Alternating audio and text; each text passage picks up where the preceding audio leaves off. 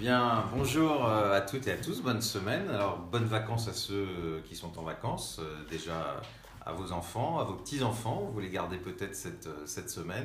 Profitez-en bien, vous voyez, il fait beau partout, paraît-il, en France. Donc profitez bien de cette semaine et puis bien sûr des fêtes de Pâques à partir de vendredi prochain. Alors, aujourd'hui, quelques mots évidemment sur la semaine passée. La prochaine réunion qui aura lieu à Tarbes, je vous dirai ça après, la sortie du journal de la DND, et je vais vous en dire quelques mots ensuite, toujours l'interpellation des candidats en cette élection présidentielle, et puis enfin le livre du mois, vous verrez c'est un peu de l'humour, je ne vous le conseille pas vraiment, mais je vais vous montrer ça dans quelques instants. Alors, fin de semaine, semaine un peu chargée en ce qui me concerne. La semaine dernière, j'étais d'abord à Auxerre, donc je voulais à la fois remercier la déléguée et l'audience importante, hein, plus de 150 personnes présentes en fin d'après-midi lundi dernier. Des gens encore une fois de plus très, très mobilisés, une presse qui a beaucoup relayé localement aussi notre réunion, et toujours un plaisir de voir à ce point-là, dès que vous êtes en province, comment les gens sont mobilisés pour notre ultime liberté. Et voilà, et donc je voulais remercier toutes celles et tous ceux qui étaient à cette réunion d'Auxerre, qui fut une réunion en tout cas avec beaucoup d'échanges, des échanges parfois extrêmement émouvants. Et puis vendredi, avec Jacqueline Jenkel, nous avons représenté la DND France à la réunion de l'INSEL. L'INSEL, c'est une coordination d'associations européennes que la France avait créée il y a un peu plus d'un an et demi pour qu'il y ait une certaine solidarité entre différentes associations et donc différents pays dans notre combat. L'idée étant de se soutenir quand on a des problèmes les uns et les autres, de partager éventuellement nos campagnes de communication. Parfois, les Anglais font des choses super bien, ou c'est les Français une fois, ou les Espagnols, et donc il est intéressant de pouvoir partager tout ça. Donc, réunion très fructueuse et très intéressante avec de l'actualité évidemment dans certains pays, je pense notamment à l'Espagne où globalement la dépénalisation de l'euthanasie et du suicide assisté a été refusée récemment, mais vous savez que certaines autorités aujourd'hui se mobilisent beaucoup pour avoir une loi de dépénalisation, et c'était intéressant d'entendre nos amis espagnols raconter que dans ce pays qu'on dit très catholique, eh bien ce débat est très fort et vous avez évidemment une immense majorité d'Espagnols qui sont favorables à l'égalisation de l'euthanasie. C'est pareil en Allemagne, le représentant allemand était là, le président de l'association. C'est pareil évidemment en Angleterre avec nos amis de DND, Dignity in Dying, que vous connaissez puisque nous en avons parlé souvent d'eux dans le journal de la DND. Donc voilà, c'était une semaine en tout cas chargée, puis très intéressante pour nous. Nous avons pu, en tant que Français, expliquer à la fois la situation que nous vivons aujourd'hui. Nous avons parlé aussi de l'appel d'Anne Berg, qu'on a beaucoup vu encore dans les médias, notamment la semaine dernière dans le journal de la santé. Je voulais encore la remercier pour sa mobilisation, pour avoir vraiment transformé son combat individuel en un combat collectif et continuer à militer pour qu'on ait enfin une loi et qu'on ne soit pas obligé, comme elle va certainement être obligée malheureusement de le faire, de partir à l'étranger pour mourir dans la dignité. Alors, et d'ailleurs, la réunion de l'INSEL avait lieu à Zurich, en Suisse, où, comme vous le savez, dans ce pays, le suicide assisté est autorisé, où beaucoup de Français vont chaque année dans ce pays pour mourir. La seule chose, c'est qu'il faut avoir les moyens de pouvoir y aller, et que c'est une vraie injustice. C'est un peu comme à l'époque rappelez-vous, de l'avortement, où les femmes qui avaient l'argent pouvaient aller à l'étranger, en Angleterre, en Suisse, aux Pays-Bas, et puis celles qui n'avaient pas d'argent, eh bien, elles allaient voir les faiseuses d'anges. Certaines en mouraient, parfois dans des conditions terribles, ou en tout cas se trouvaient dans des situations de santé après un peu terribles, ne pouvaient plus avoir d'enfants, etc. Enfin bref, donc on voit qu'on est un peu dans la même situation. Aujourd'hui, si vous avez de l'argent, vous pouvez aller à l'étranger. Et moi, je ne stigmatise pas l'étranger, je les remercie de nous accueillir, d'avoir eux des lois de liberté qui nous permettent de nous accueillir. Mais en même temps, voilà, la majorité d'entre nous ne pouvons pas aller dans ces pays étrangers. C'est une injustice incroyable et bien sûr, clairement, une inégalité dans notre pays qui est soi-disant le pays de l'égalité où vous avez surtout les frontons des écoles, des mairies, liberté, égalité, fraternité. On voit que l'égalité, on va tous mourir, ça c'est clair, mais pas dans les mêmes conditions.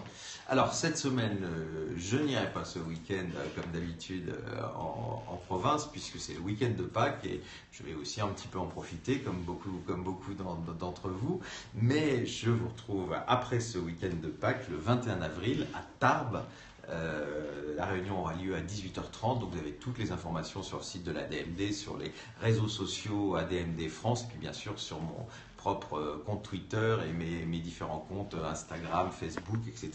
Donc Jean-Luc Romero. Donc vous aurez toutes ces informations. Si vous êtes dans ce beau département, dans cette belle région et dans cette très belle ville de Tarbes, je serai très heureux de vous retrouver donc vendredi 21 avril à 18h30. Ceux et celles qui sont adhérents de l'ADMD ont dû recevoir ces jours-ci le journal de l'ADMD. Voilà, il est arrivé le week-end dernier. Il est donc tout frais avec une dernière page où il y a encore une fois de plus une interpellation des candidats. Je crois que c'est important. 91% des électeurs de François Fillon sont favorables à l'euthanasie, 94% de ceux de Benoît Hamon, 99% de ceux de Marine Le Pen, 96% de ceux de Macron et 94% de ceux de Jean-Luc Mélenchon. Voilà, plein de choses dans ce journal voilà. Donc si vous n'êtes pas adhérent, voyez, c'est une occasion d'adhérer parce qu'il y a des informations nationales, locales, internationales. Voilà, donc je vous conseille en tout cas de vous le procurer et puis pour les adhérents, bien sûr, de le lire. Et j'en viens justement au quatrième point, l'interpellation des candidats. Et justement, ce journal va vous aider. Puisque vous savez qu'on souhaiterait que beaucoup d'entre vous, ceux dont la santé le permet, bien sûr, parce que je sais qu'on a beaucoup aussi de personnes âgées, très malades, qui malheureusement ne peuvent pas se déplacer, et bien celles et ceux d'entre vous qui le peuvent, on souhaiterait que vous deveniez au-delà des adhérents, ce qui est déjà beaucoup, des militants de la DMD. Et pour vous aider notamment à interpeller les candidats aux législatives, au milieu du journal, vous avez un petit document qui va vous être très utile, un question-réponse qui vous permettra donc, si vous interpellez les candidats dans le cadre des réunions publiques qui sont organisées pour les législatives, d'avoir toutes les questions-réponses si on vous oppose un certain nombre d'arguments. Je vous donne l'exemple de la première question. Faire une loi sur la fin de vie requiert l'unanimité des parlementaires. Eh bien, nous, on vous répond évidemment non. D'abord, sur les questions de société, on sait très bien qu'il n'y a jamais d'unanimité et c'est complètement stupide. Ceci dit, quand on a plus de 95% des Français qui sont pour l'euthanasie, plus de 90% pour le suicide assisté, on n'en est pas loin, mais évidemment, on sait bien qu'on n'aurait jamais eu la fin de la peine de mort, on n'aurait jamais eu l'IVG, on n'aurait jamais eu le mariage pour tous si on avait voulu l'unanimité. C'est complètement absurde. Bon, autre question très intéressante, la loi Leonetti est satisfaisante et constitue une exception française entre l'euthanasie et le suicide assisté et l'acharnement thérapeutique. On vous répond dedans très clairement. Donc vous voyez, c'est intéressant, vous détachez ça, c'est au milieu du journal, vous le détachez et vous le gardez avec vous. Ça vous donne tous les arguments quand vous tombez en plus sur des gens de mauvaise foi.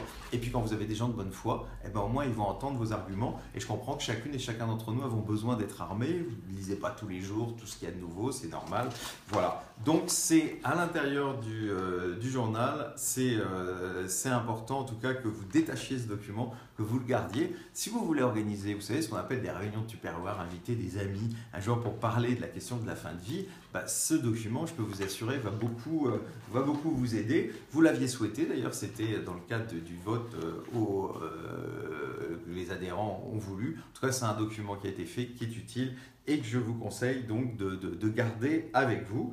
Voilà, et puis je vais en terminer par le livre du mois. Alors cette semaine, je vous ai fait un peu une petite blague parce que le livre du mois, c'est pas vraiment un livre du mois. Je regardais tout à l'heure dans mon bureau à la DMD les livres dont je pouvais vous parler et puis je tombe par hasard sur le rapport d'information solidaire devant la fin de vie de Monsieur Leonetti. Ce rapport, il est de décembre 2008 et c'était sur l'évaluation de la loi de 2005.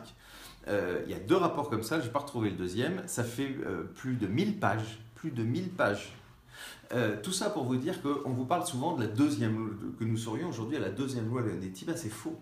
Il y a eu une première loi en 2005, après l'affaire Vincent Humbert.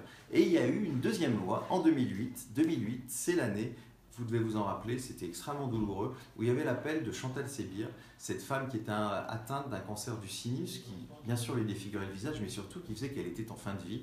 Elle avait demandé le droit de mourir dans la dignité, le droit d'avoir une euthanasie ou un suicide assisté. Elle était même allée devant les tribunaux avec le soutien de l'ADMD pour demander à bénéficier d'un produit la permettant de mourir. Et donc, plein d'émotions. Comme d'habitude, on nous fait une mission qui a abouti sur une proposition de loi dont tout le monde ne se souvient plus. Et je peux vous dire que là, regardez, cette année, ou plutôt l'année dernière, la loi de 2006, le rapport de M. Leonetti, le même, c'était 40 pages, proposition de loi et rapport compris. Ben là, c'était 1000 pages, mais pour une loi dont plus personne ne se rappelle, et c'est quand même ça un peu terrible. Donc, rappelez-vous, il y a eu en fait 3 lois Leonetti, 2005, 2008 et 2016, et à chaque fois des lois qui n'ont pas fonctionné, toujours sur la même logique. Alors je ne vous conseille pas de lire ça pendant les vacances, bien qu'il y a plein de choses intéressantes, il y a des auditions, notamment les auditions de la DND, mais ce n'est pas le livre le plus sympa pour vos fêtes de Pâques, donc lisez autre chose, mais je voulais quand même vous présenter ça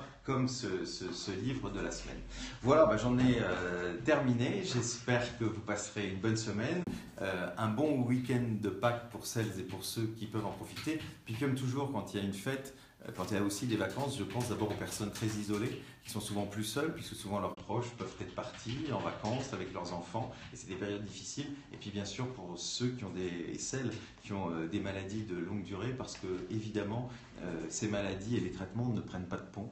Donc j'ai une pensée toujours particulière pour vous en cette époque où c'est forcément plus difficile.